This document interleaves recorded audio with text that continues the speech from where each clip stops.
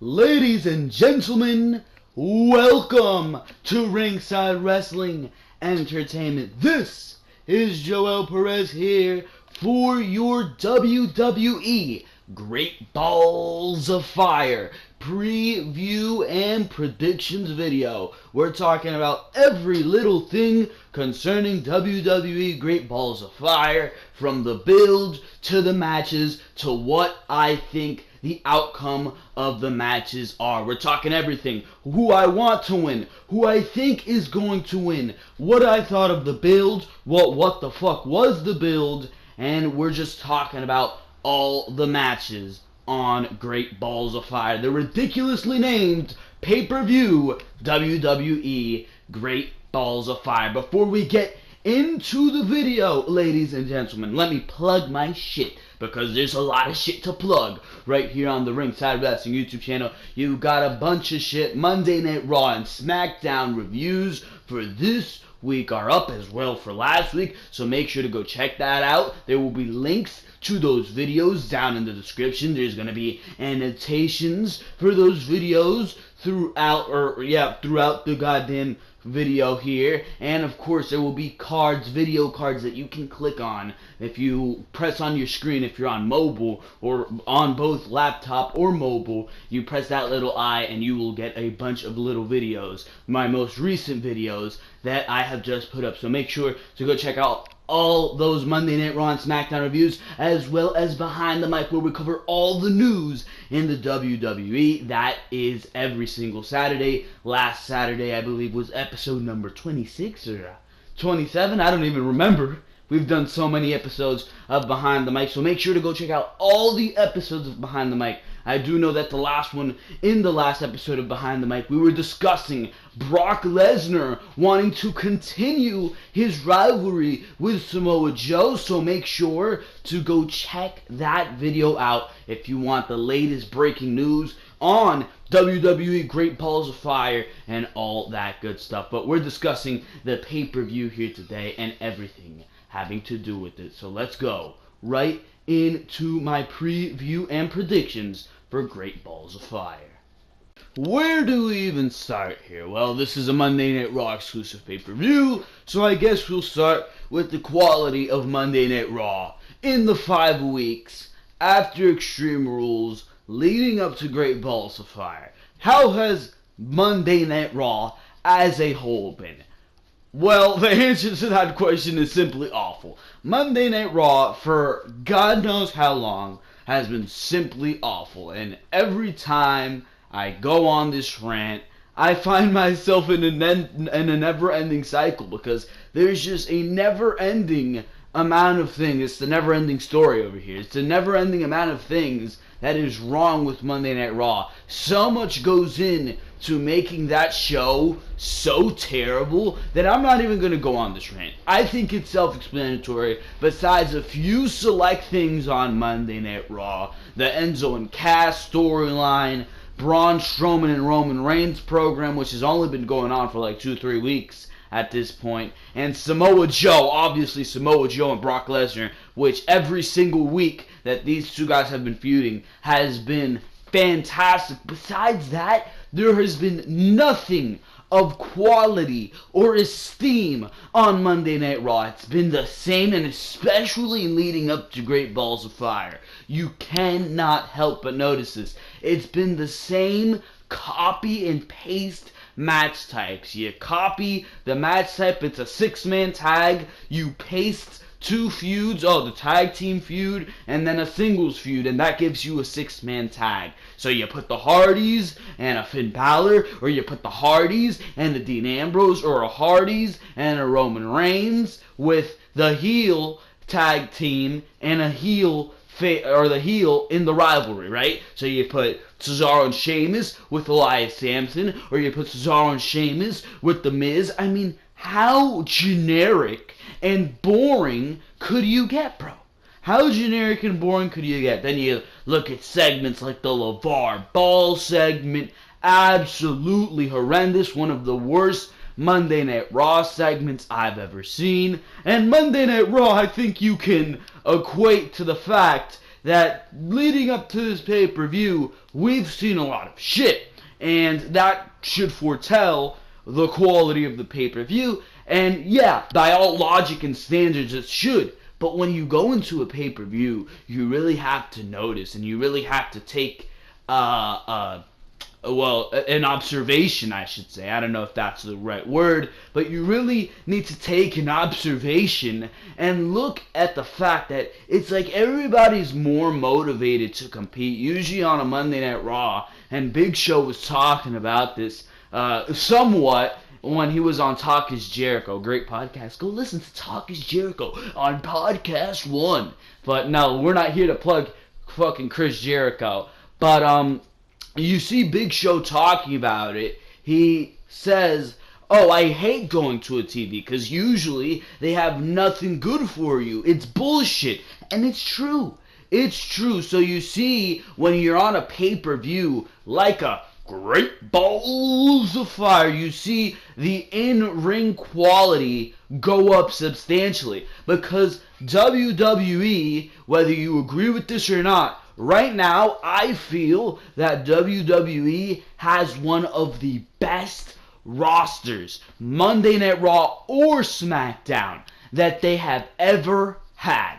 You look at Smackdown, you got a Shinsuke Nakamura, AJ Styles, John Cena, Rusev, Kevin Owens, Sami Zayn, Ty Dillinger, Baron Corbin, Mike Kanellis. I can go on for days on this roster. You got Luke Harper, Jinder Mahal, Randy Orton. That's a lot of big names. You look at Monday Night Raw. Braun Strowman, Brock Lesnar, Samoa Joe, Roman Reigns, Seth Rollins, Dean Ambrose, The Miz, Bray Wyatt, Elias Sampson, Finn Balor, both brands, Braun Strowman. I don't know why I left that one so late. But you look at both brands, and you have some of the best talent, some of the freshest talent that you have ever had. And it's bullshit that these guys are being booked like exactly that. Bullshit. These guys are being booked terribly.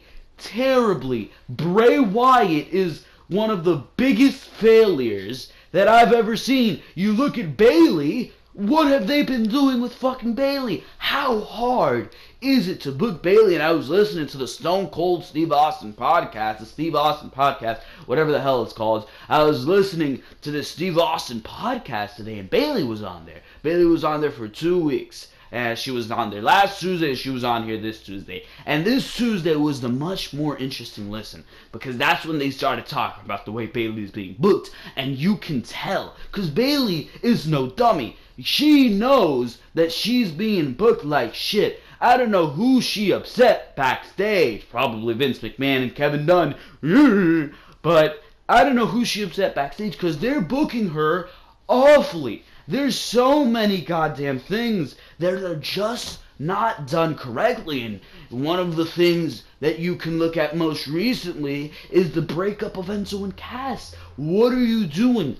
Who does that benefit at this time? And when after they broke up on that Monday Night Raw, I talked about this thoroughly, so you can go back and look at my Monday Night Raw review and see the enhanced version of this little Enzo and Cass rant and why they shouldn't have broke up, why they will break up. It was inevitable that they would break up, but how it's done at the wrong time, because WWE is just rush, and everything has to be done now. But that's not the way you do it. There's rumors of, you look at Smackdown, of Shinsuke Nakamura and AJ Styles happening at SummerSlam, when you know it would have so much more value if it was put on at WrestleMania 34. That's a WrestleMania dream match. You look at Brock Lesnar and Samoa Joe, you know that that's a WrestleMania SummerSlam dream match, and they're leaving it for a pay-per-view called Great Balls of Fire. Do you see that there's something wrong there? Look at Enzo and Cass. Getting back to this point, I'm just going all over the place here. Look at Enzo and Cass. And why would you break Enzo and Cass up? Look at your tag team division right now. It's Cesaro and Sheamus, and they're going to split up soon, or something's going to happen. They're not going to be in the tag team division anymore, because Sheamus in August, He's committed to a movie. He's going to be out for 6 weeks. And I don't think they're just going to have Cesaro waiting for Sheamus alone. He's way too talented to just be waiting for Sheamus for 6 goddamn weeks. The Hardys, who are inevitably going to split up, that's a team that needs to split up. Matt needs to go broken, and Jeff needs to go back to being an amazing singles competitor as the Enigma, Jeff Hardy, or whatever the hell his gimmick was. And then you got the Revival, a heel team, the Club, a heel team, and you got Rhino and Heath Slater. What type of tag team division is that? Rhino and Heath Slater, the Hardys are probably splitting up by SummerSlam, the Revival and the Club. What type of tag team division is that? What type of tag team division is that? Yeah, you're telling me you need to break up Enzo and Cass, you need to do that rush job? Then you look at the main event scene, which I just spelled out for you earlier. Samoa Joe, Brock Lesnar, Braun Strowman, Roman Reigns, Seth Rollins, Bray Wyatt, Miz, Ambrose, Elias Sampson, Finn Balor, all these goddamn names. But you're telling me there's room for Big Cass in that crowded main event scene, or that crowded main event to upper mid-card scene? You're telling me there's room there for a Big Cass, but you need to take him away from the tag team division where there's more than enough room, where there's more than enough that Enzo and Cass still needed to do in that tag team division. I mean, I would love to see the Revival versus Enzo and Cass. Whatever happened to that idea, bro? Whatever happened to that idea? Then you consider the fact that Enzo is just not ready to, or Big Cass is still not ready to be on his own. Enzo is going to flounder unless he becomes a manager of some sorts, or maybe joins 205 Live. But besides that, being in this tag team with Cass was Enzo's, if you ask me, that was his biggest ceiling. And now Enzo's biggest ceiling, or Enzo's ceiling, has been lowered a lot, bro. Enzo moved into a shitty 2-bedroom apartment, bro. That's what Enzo just did before he was living in a mansion. So you look at a lot of these things, and you look at a lot of these mistakes at Monday Night Raw, you cannot help but see and foretell the mistakes that they are making here. So no, the build to this pay-per-view has not been good. And you know, that 10-minute rant I just went on, that would be a short answer. That would be a short answer, because I could go on for an hour talking about all the errors with Monday Night Raw, the 3-hour format, the overabundance of commercial breaks, the shitty treatment of the cruiserweights. I mean, Akira Tozawa and Neville are on the pre-show. But do I think this is going to be a good pay-per-view overall? Yes, this is going to be a good pay-per-view, not because there's amazing, overwhelming storyline that has just had you invested and you're heart-wrenching, what's gonna happen here? No, not because of that, but because of the fact that when they go to a pay-per-view, when all these superstars, when the level of talent that you have on this company goes to a pay-per-view, they fucking perform their asses off, and that makes the value of the pay-per-view in and of itself. Besides that, there's nothing to look forward to. WWE isn't going to do something huge at this pay-per-view. I doubt it, because you're paying $10 for the fucking network, not $60 for a pay-per-view. You are going to fucking experience something clearly watered down because of the fact, and WWE no longer has to give these pay-per-views away. They really don't. And because of the fact, a lot of the quality that used to be in WWE pay-per-views is watered down, because they're not going to give you away a big ending unless it's WrestleMania, which you're still only paying $10 for. So WWE seems to water down their pay-per-view these days anyway. But the quality of action that we get at these pay-per-views each and every single week is amazing. Or each and every single month, or however long they wait to do these pay-per-views, which at this point is every 2 weeks. So let's go into the match by match analysis of this, and we're going to have to start with the pre-show here. I usually don't give a crap about the pre-show, but I mean, Neville and Tozawa is on the pre-show, and I mean, I had to cover that because Neville, whether you like it or not, has been fantastic as a heel, and I think he's been very underplayed in the Cruiserweight division because of the way the Cruiserweight division has been booked. But here is the card for Great Balls of Fire. Let me read this to you over here. Why the fuck is this in this format? Absolutely awful. We're not going to read that like that. Jesus Christ, what's going on here? Let's just start.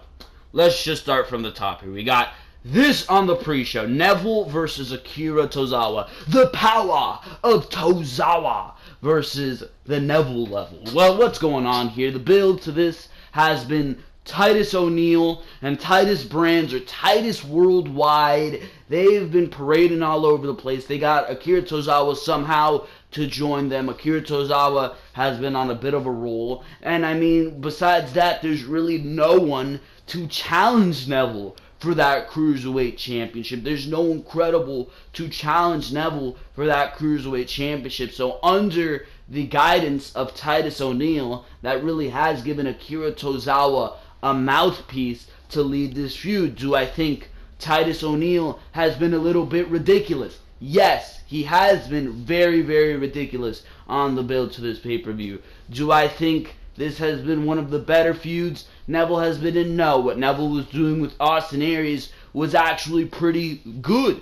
The way the Cruiserweights have been booked is just absolutely awful. On Monday Night Raw, they're getting 2 3-minute matches every single week, being booked like the fucking divas, when they have a lot more substance and they have a lot more in-ring ability than the divas back in 2010, 2009, 2008 had. So those divas, they were divas. You didn't give a fuck about them, and there was no way WWE was going to make you give a fuck about them, because these women were pretty much models. They did not give a fuck about wrestling, and it showed.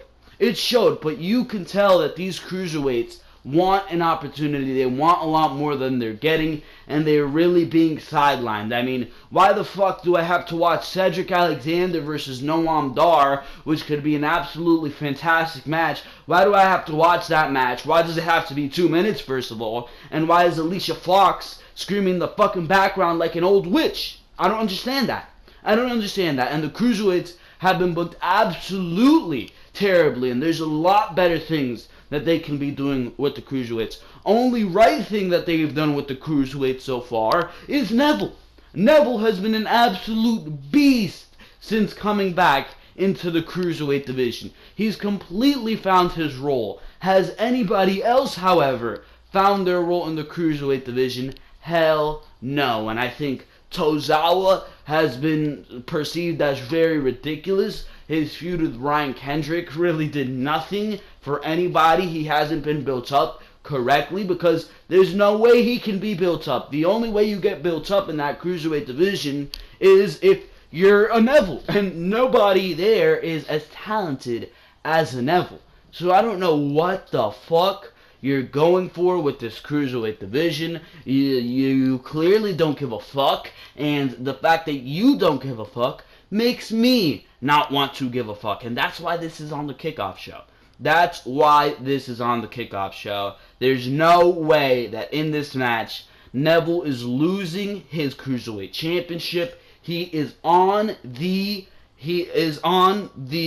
road to SummerSlam at this point, and I don't think WWE is gonna fucking have Neville lose the title to Akira Tozawa. There's really no way they're gonna have Neville lose the title to Akira Tozawa. If anything, I think Neville's gonna win this match, and he's gonna go on to face Cedric Alexander, because if you gave that time, that would be an absolutely fantastic match, and if you allowed that to build, that can be an absolutely fantastic match. Get Cedric Alexander out of this position he's in with Noam Dar and Alicia Fox. Absolutely terrible. Matter of fact, get this match off the Kickoff Show. Showcase your fucking Cruiserweights and do something correct with them for once. Matter of fact, get them off of Monday Night Raw. Put their 205 Live show after NXT on Wednesdays in front of the Full Sail crowd. Doesn't have to be live. Just say it's 205 Live. it really doesn't matter, because what's making 205 Live so bullshit is the fact that it's going on after Smackdown Live. The crowds after Smackdown Live are dead. Smackdown Live usually doesn't even have a good crowd for Smackdown to begin with, so what makes you think after 2 hours of wrestling, after seeing AJ Styles and Shinsuke Nakamura's and Daniel Bryan's and Kevin Owens, that they're going to give a fuck about the cruiserweights? No, they're not. They're simply not. So put them in front of a crowd that will care. Bring back the presentation of the Cruiserweight Classic and put them in front of Full Sail in the NXT crowd, because that is a crowd that will actually care about what is going on with 205 Live. Rebrand that show, get some new cruiserweights, maybe some more star power, try to fucking get a Rey Mysterio or whatever the hell you can get. Sign a Kota Ibushi, or what was that guy's name? The British one. I don't know what the hell his name was. I forgot at this point. The Cruiserweight Classic was a year ago. Damn, how time flies. But do something correct with these cruiserweights, because on Monday Night Raw they are nothing but rubbish. If you want to put them on the Monday Night Raw pay-per-views, that's absolutely fine, but get them off of Monday Night Raw in itself, because Monday Night Raw itself is absolutely awful. Just awful. And there's no investment there if they're going to be showcased on Monday Night Raw in the cruiserweights. We go to Enzo versus Big Cass. Enzo versus Big Cass. The build to this match has been very good. There's no denying that. There's no denying that. Do I like the fact that Enzo and Cass are broken up? I explained to you earlier in the video. Hell no, I do not. It's absolutely awful. Makes no goddamn sense to me. But the build to this match has been good. You had Enzo being attacked, Big Cass faking his attack. You have Kurt Angle that night on Monday Night Raw saying, I'm going to get to the bottom of this. They come to the ring. Revival out of there. Big Show out of there. They're both ruled out. So who the hell could it be? Corey Graves comes out of nowhere, pulls a Phoenix Wright. Remember those Nintendo games? Phoenix Wright. You'd play them on your DS or your Game Boy. I had them on mobile. I believe I bought one of those. I should get back to that game, because that was absolutely fantastic. Makes you feel like you're a real goddamn lawyer and like you're solving the goddamn the puzzles yourself. But Corey Graves pulled a Phoenix Wright on Mr. Big Cass. He showed the footage of Big Cass being setting up the attack on himself to make it look like he was attacked, and Cass admitted to the fact that he attacked Enzo, cut a fantastic promo, best promo of his goddamn career, no denying that. Next week, you did the same goddamn thing with a turn again. Cass pretended that he was going to go back with Enzo, but he attacked Enzo again, rolls him down the ramp, looked pretty brutal. Then next week, you have Enzo probably come out and cut the promo of his career. Absolutely fantastic promo by Enzo. Great stuff by Enzo, really making you believe that there is some stock in him. But I explained to you, there's really nothing. Enzo's on Monday Night Raw. Enzo's on Monday Night Raw. Do I need to go any further than that? There's no way they're going to push a guy like Enzo in the current division that Monday Night Raw has. I'm doubting that they're even going to push Big Cass, or at least for now, in the current division that Monday Night Raw has. Because if you're looking to throw this guy into the upper mid-card, I mean, there's a lot of competition. I mean, you got rumors on Vince being high on Elias Samson. Clearly, they have a lot of stock in Finn Balor. Roman Reigns is not to be touched. Seth Rollins is not to be touched. Really, the only guy you're going to be going over is Bray Wyatt, because Bray Wyatt's the eater of pins, man. So, I mean, really, there's nothing for Big Cass to do, and I don't see anything going on with Big Cass on the current division that you have, and I explained this earlier in the video. It was a mistake to break up Enzo and Cass, because especially considering the tag team division you have now and the current state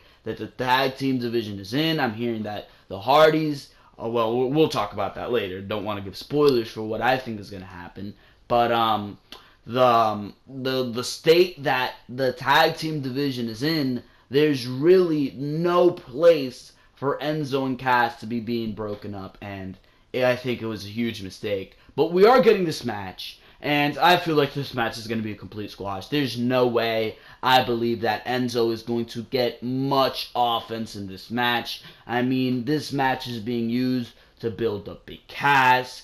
Big Cass is completely winning this match. If you believe any other way, then you're a complete goon, bro. You're a complete goon. Really nothing that I have to say to you if you think Enzo actually has a fighting chance in this match. He will be destroyed, will Enzo Amore. That will lead us to SummerSlam, where you're going to have the Giant versus Giant match between Big Show and Big Cass. I'm actually interested in that. Big Show put on a damn good match with Braun Strowman, and I feel like Big Cass, if given the time to prove himself in that ring, like Braun Strowman did, because remember, at first we were all like, Braun Strowman's awful. Braun Strowman can't do anything in the ring. Look at him now, feuding with Roman Reigns, one of the best feuds of the year, probably. So, I mean, now there's no denying Braun Strowman. So, I don't know.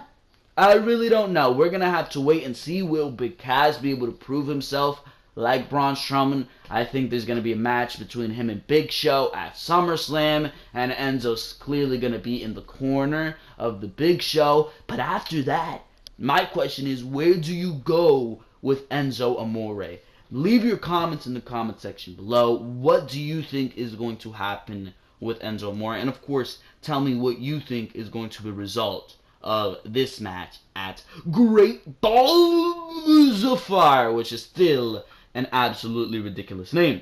We go to Cesaro and Sheamus versus the Hardy Boys in a 30-minute WWE Iron Man match. This is actually pretty goddamn cool. I love the stipulation of the 30-minute Iron Man match. It's going to make this match really, really good, because you know that these two teams can go. The matches they have had at Payback have been brutal. The steel cage match was an absolute clusterfuck mess. I did not enjoy that as much as I did their match at Payback. The match at Payback was really good. Probably the best match of the night. Very brutal. Jeff Hardy lost a tooth. You already know. The heel turn of Cesaro and Sheamus happened there. So, I mean, we're going to have to see. This is going to be a very, very competitive match. Hopefully WWE doesn't fuck up the ruling like they did in the goddamn steel cage match, where Jeff Hardy had already escaped, leaving his brother inside like an idiot. Then he gets to go back in the cage, and apparently he has to escape again upon going back in the cage. Absolute garbage.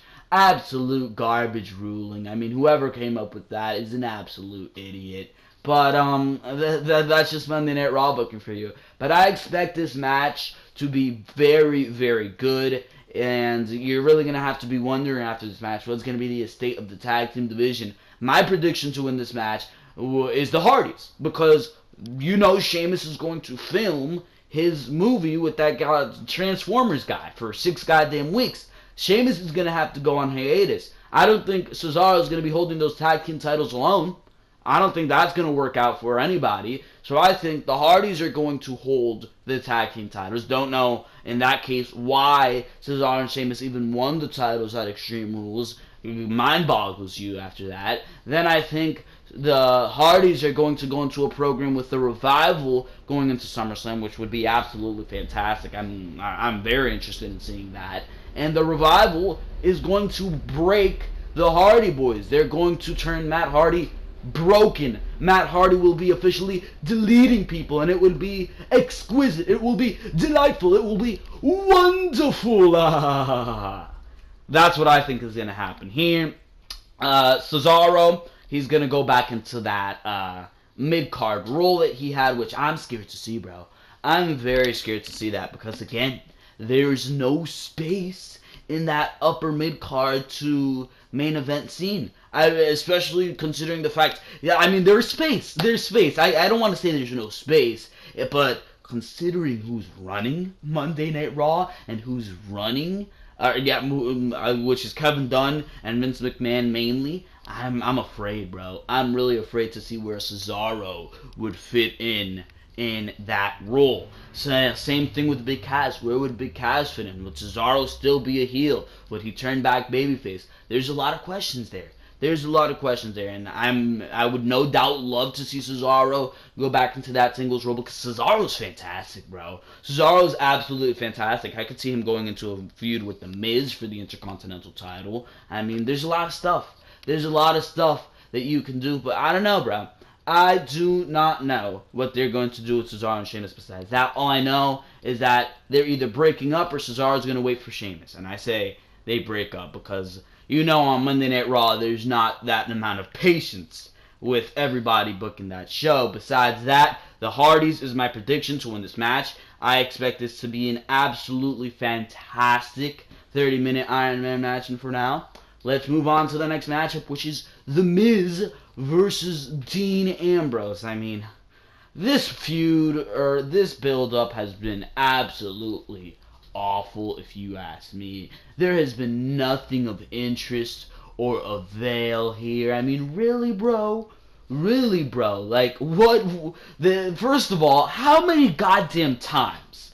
How many goddamn times are these guys gonna fight? They fought on Smackdown. They had a full-fledged feud on Smackdown to start off the year. They come over in the Superstar Shakeup. They fought at Payback.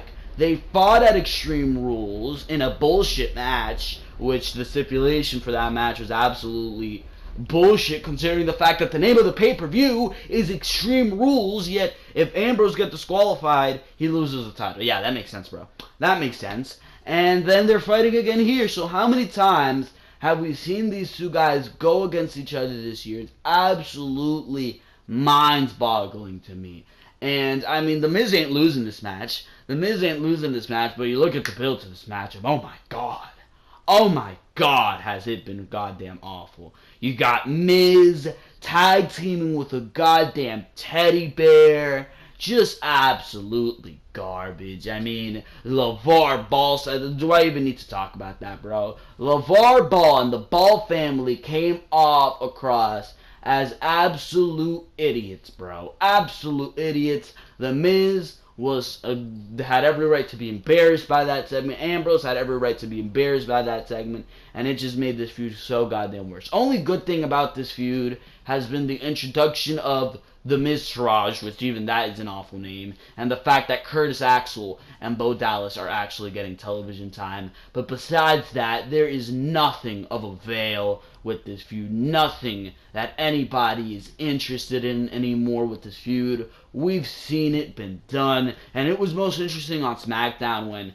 they were building it around when Miz said that shit about Renee Young, and Renee Young slapped him, and then Maurice slapped Ambrose. That was when it was most interesting, and even then I really didn't want to see it. I really wasn't interested in seeing that feud go on. So what is the issue here with the fact that, the fact that you're putting this on 3 times over, a 3-month rivalry on Monday Night Raw as well when it's already been seen? I don't understand it. Hopefully, Miz can win this. We can finally get over this feud, and Miz can go on to win, or into a new feud. Because, I mean, they came here from the Superstar Shakeup. They both came from SmackDown. To feud with each other from SmackDown isn't the purpose of the Superstar Shakeup to see new feuds. Miz and Ambrose have not seen a new goddamn feud since coming here. So it makes no goddamn sense to me. Miz is going to win this match. I think it's clear. He won the title. No reason for them to flip-flop and him to lose it. But then again, WWE's retarded. So I don't know. I do not know. But this match is happening. And I mean, I'm just glad this feud is finally going to end. That's all. Let's move on here. We go to Seth Rollins versus Bray Wyatt, and I mean, I don't even know what to tell you for the build of this feud. Like, what has happened on the build to this feud? It's literally been one day in a promo, Seth Rollins called Bray Wyatt a coward. Bray Wyatt took that to offense, and ever since they've just been going at each other in promos. They have not collided. The one time we saw them collide, it was Seth Rollins did a dive down onto Bray Wyatt. That's it. This feud has been absolutely generic garbage. It's been these repetitive, boring, nothingless promos from Bray Wyatt that no one gives a shit about, and they're not even bad. It's just the fact that you can't be invested in Bray Wyatt with the terrible way they've booked him, and they're doing nothing original or creative to book him in this feud. There's literally nothing going into this matchup. Then you consider the bland, boring, generic, stale babyface Seth Rollins that we've been getting. Just absolutely awful stuff. Like, this has been one of the worst incarnations of Seth Rollins. Bayley on the Steve Austin podcast today was saying, "Oh, I've loved Seth Rollins as a babyface. He just comes off so natural." No, he doesn't, bro.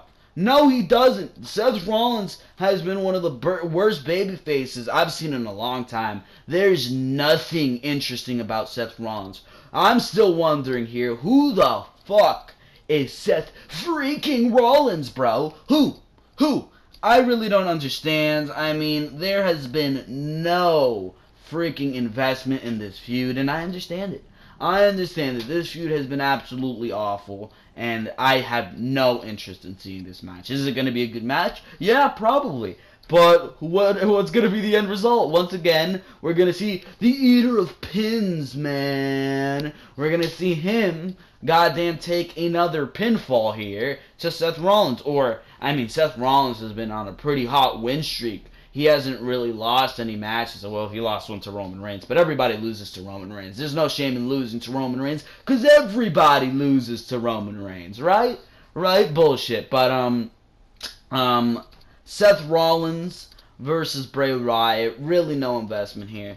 I mean, you know what? Let's throw a wild card in here. Since Seth Rollins has kind of been getting a lot of the upper hand in this feud, I'm going to say that Bray Wyatt wins this match, because this is honestly a win that you can give Bray Wyatt. And I think this is a win you should give Bray Wyatt, because you should build up Bray Wyatt. I mean, really, it's not going to damage Seth Rollins if he loses here in this match. It's going to damage Bray Wyatt even further if he loses here in this match. So I say give the win to Bray Wyatt. I want Bray Wyatt to win. This is one of those dilemmas. I want Bray Wyatt to win, but I know Seth Rollins is going to win, because the way WWE books Bray Wyatt is with that, we don't give a fuck about you, bro. So that's it. That's all I'm saying about this. There's nothing of avail going on in this feud. Nothing. We move on here to the women's matchup. Alexa Bliss versus Sasha Banks.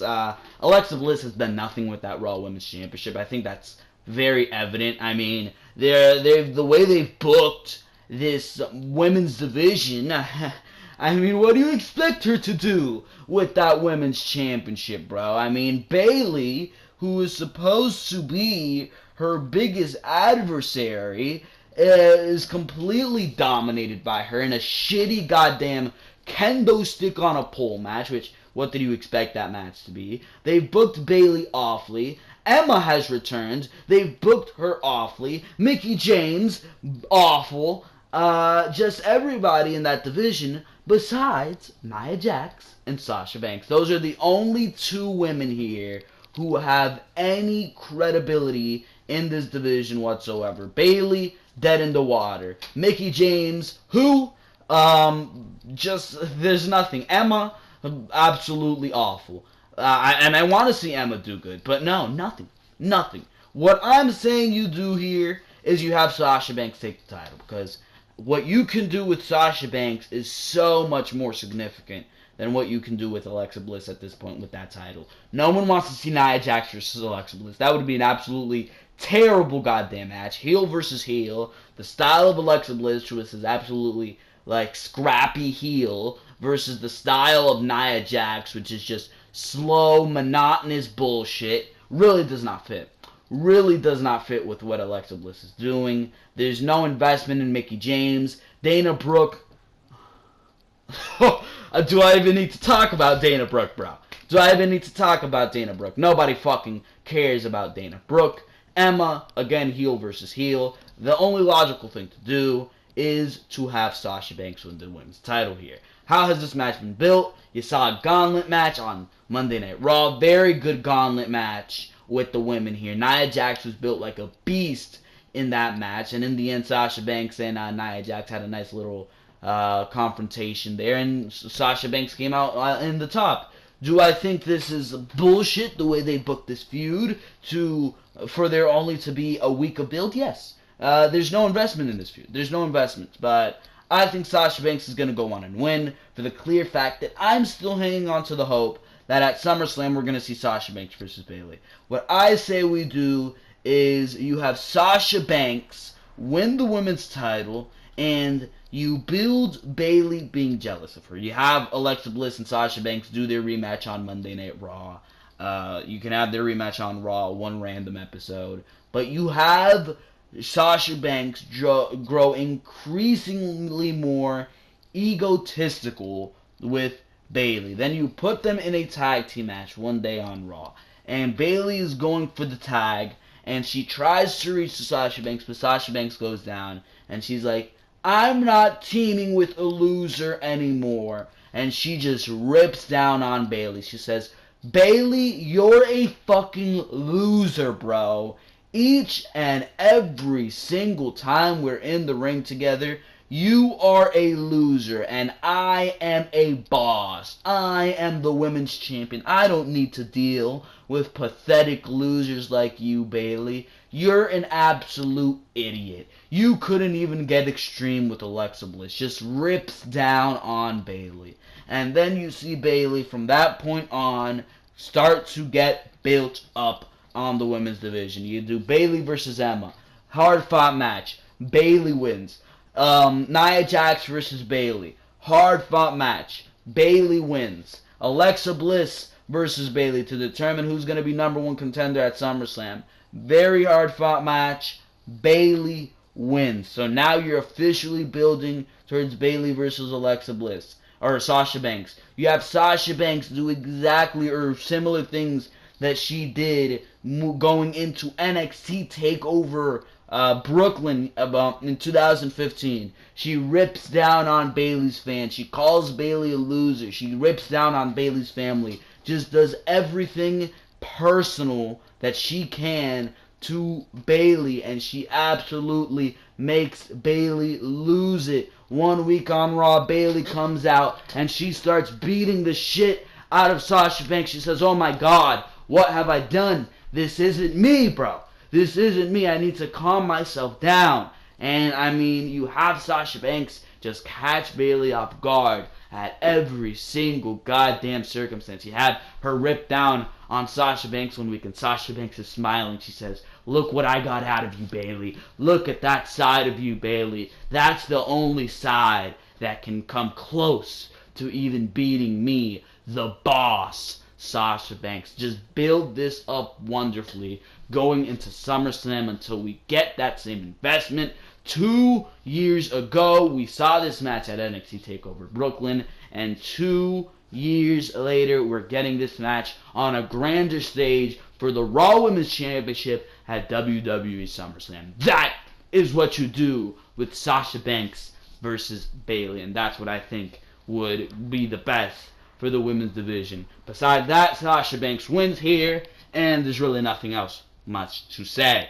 We go to one of the best built programs on Monday Night Raw, and is Braun Strowman versus Roman Reigns. There's no denying that Braun Strowman brings the best out of Roman Reigns. Roman Reigns brings the best out of Braun Strowman. It's a classic Steve Austin versus Rock, Bret Hart versus Steve Austin, Bret Hart versus Shawn Michaels, where these two guys just absolutely hate each other at every single twist and turn, but they bring the best out of each other when they step in that ring. Very classic rivalry here, and it's the only way I can stand Roman Reigns as a babyface. It's just the best work that Braun Strowman does. I mean, very good stuff from both men here comes out of this feud. The intensity that Braun Strowman brings, the physicality and the pristineness that Roman Reigns brings, it's just all there here. And this ambulance match is going to be very good. And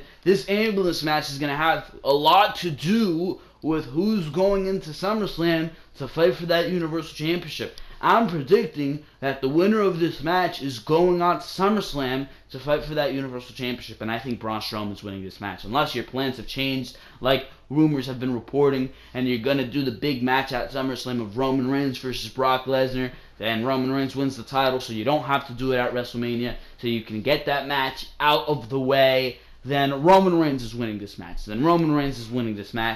or you're going to have Braun Strowman win this match, and we're going to get that huge match of Braun Strowman versus Brock Lesnar, depending on who wins the Universal Championship match, because we're counting out Samoa Joe here. A lot of people are counting out Samoa Joe. I feel like with the intensity and the feud and the popularity that this feud has attained, I think Samoa Joe has a chance of winning. I don't know about that, but it's any man's guessing game, bro. It's any man's guessing game. And I say that Braun Strowman's going to win this match simply because of the fact that it's his return match. Roman Reigns has been getting the upper hand. He got the upper hand last time they met because he actually sent Braun Strowman out like a pussy for injury. So I say Braun Strowman's winning the match simply because of the fact that Roman Reigns had the upper hand last time they met, and because of the fact that Roman Reigns doesn't have to get pinned to win this match. So Roman Reigns technically isn't losing at a wrestling bout, he's losing at a goddamn fight. So it's really not damaging Roman Reigns and the Vince McMahon and the Kevin Dunn's eyes, because Roman Reigns can't take a pinfall, right? So I'm saying Braun Strowman wins this match, and we go on to see whether it's Braun Strowman versus Samoa Joe or Braun Strowman versus Brock Lesnar. We go on to see that match. Braun Strowman headline SummerSlam like the original plans were for Braun Strowman versus Brock Lesnar at both SummerSlam and Great Balls of Fire, but obviously he got injured, so that wasn't the case. So we're going to have to see here what happens, but it's going to be very interesting. This feud has been very good with Braun Strowman and bringing out the ambulance and the fight, and Braun Strowman with that kick to fucking Apollo Crews in their match on Monday Night Raw. Everything has just been very, very good in this feud, and I can't wait to see it culminate in this ambulance match. It's going to be very physical, going to be very entertaining, and it's going to be interesting to see what happens there. From there, we go on to your Universal Championship match. Do I even need to speak of how great the build to this feud has been? I said it when we went off the air from Extreme Rules, and Samoa Joe went and won the Fatal 5-Way to win the opportunity at this match. You are going to see some of the best television that you have seen in Monday Night Raw in a very, very long time, and Samoa Joe has not failed to keep my word on that statement, because Jesus Christ, we have gotten some fantastic promos. We've gotten some fantastic confrontations. The intensity that Samoa Joe brings to every single piece of work that he produces. Obviously, the big match feel that comes with a Brock Lesnar, the promos, and the involvement of Paul Heyman. It has all been absolutely top-notch booking here. The way that you have not let Samoa Joe lose an inch over Brock Lesnar. And when we started the build to this feud, all I said was, you don't need to make me, or you don't need to have Samoa Joe beat Brock Lesnar, because clearly that's not going to be the case, because, I mean, it's Monday Night Raw. What else do you expect? But clearly that's not going to be the case, but I want you to make me believe that Samoa Joe has a chance at winning, and you have done exactly that with the brawl and the fact that Samoa Joe was able to get that super kick on Brock Lesnar, and he was able to get Brock Lesnar down, and with him locking in the COQUINA clutch on Brock Lesnar and almost passing Brock Lesnar out, and having Samoa Joe be the aggressor in this feud. When you saw that interview, Samoa Joe was like, you know what? I'm fucking done with this. I want to fight.